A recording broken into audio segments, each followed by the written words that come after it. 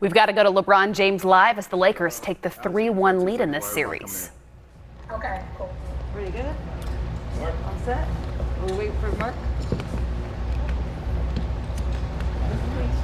Okay, Tanisha, when you're ready, I think we're ready for All right. We will start off with Mike Trudell.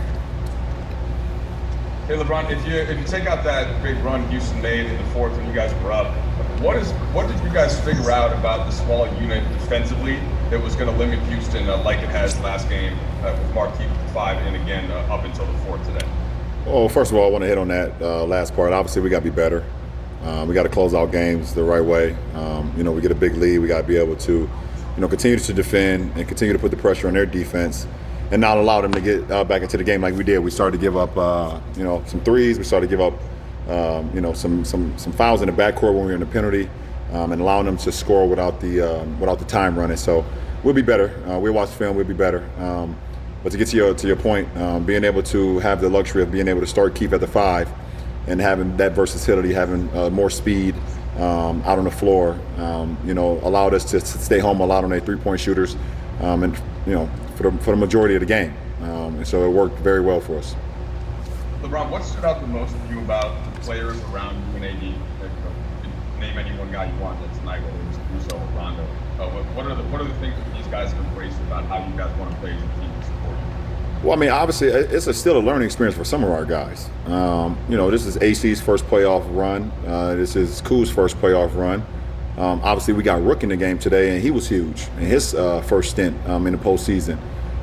And we want to continue to grow every single day. And I thought AC grew today. Today was game 4. We played 5, so this was AC's 9th playoff game, and he's grown ever since the first playoff game to today. Doe was, consistent as he's been in this series.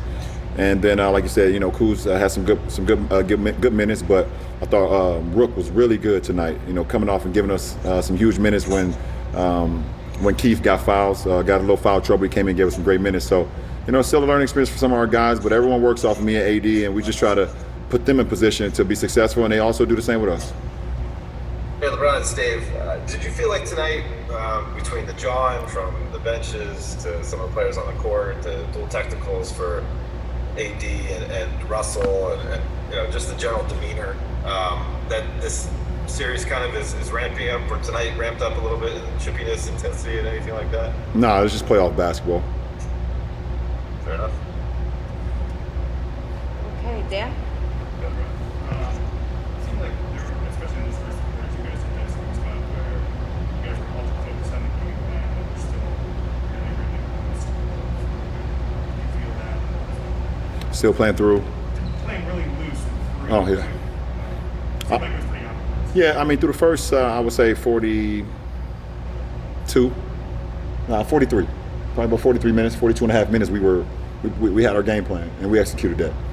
And for the majority, if you're going to execute your game plan for that long, for consistent minutes, you're going to come out victorious. But we want to strive for something better than that. We want to work the game plan for 48 minutes, and we'll do a better job of that. And like I said, we're still a team that's, we're still a team that's growing as well. I mean, like I said, we got some guys that's not been a part of the postseason. This is our first run together in the postseason. This is only our 9th game together in the postseason. So we'll get better with that. But I thought today we had a great game plan, and and everybody tried to execute it as much as we could.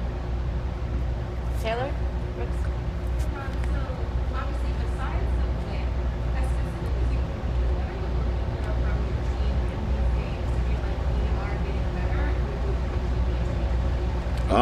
I think the most important is how we can grow from each game to the next.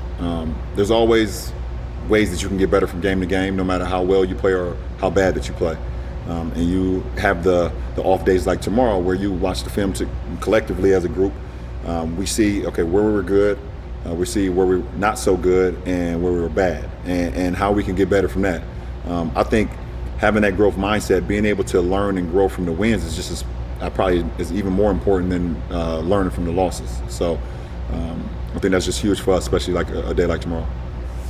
Jeff? Frank was pointing out pre-game that your small lineup is still pretty sizable. When you guys rebound like you did tonight, what are some of the things that allows you to do and take advantage of? Yeah, I don't look at it as a small lineup because we still got AD at 6'11". You got Keith at 6'10". I'm 6'9". Danny 6'7". KCP is 6'6" and a half, 6'7". We're all, have this wingspan, and we play hard. So, when you have that type of length and you have that type of athleticism, throughout 5 guys, it definitely helps. Clean glass, defend, be able to rotate. Be able to be in communication where if something breaks down, you have guys that can fly around and help as well. So it's a good lineup for us. How good? Specific to how your defense have really ability to make shots in the first half of the game. What is this going so well about that? Where's the biggest where the timing is it place that For regarding James Harden? James is probably one of the best offensive players that we've ever seen in this league, and you can. I mean, he had 20 free throw attempts, and we're trying to not put him to the free throw line. One of our game plans is not put him to the free throw line, and we're trying to not put him to the free throw line. And the guy is just so clever that he still was able to get 20 free throw attempts. So we're just trying to limit anything that we can from him because he can score from. He gets to the paint with his runners, with his floaters. Obviously, he has a step back. He has the threes in transition. He has his catch and shoot threes when he's off the ball, and he's very like I said, he's very tricky with his moves in the paint where he gets to the free throw line. So we're just trying to take away some things. We can't take away everything because that's how great he is offensively, but we try to follow the game plan and see what happens from there. I think we just have a couple more. Tanisha has one on her end.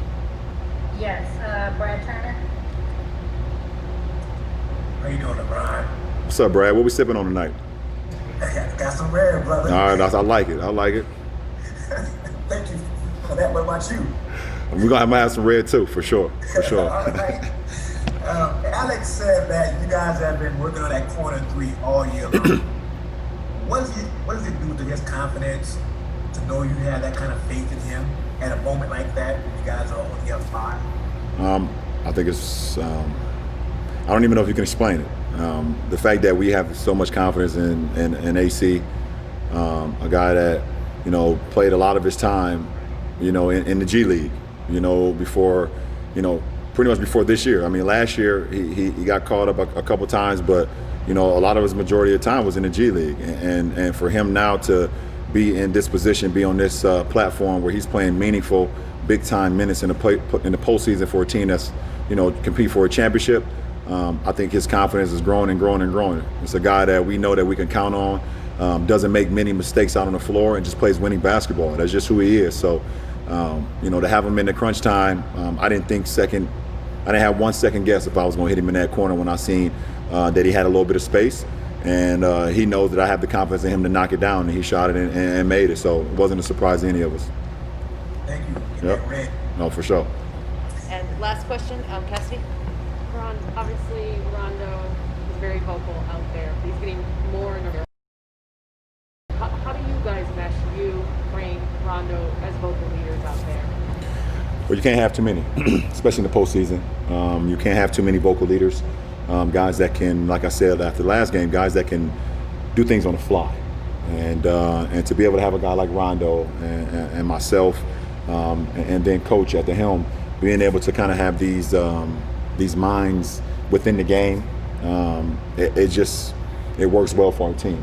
And we know what Doe is capable of, both as a player but also as a mind. And I know the guys know what I'm capable of as well. And we know what coach is capable of. So to be able to have that sense of calm, not only on the floor, but when one of us on the bench, and then when you go into the game, you walking past coach and know he has that sense of calm too. It's great for our ball club, and hopefully we can just continue that. Great. Thanks, LeBron.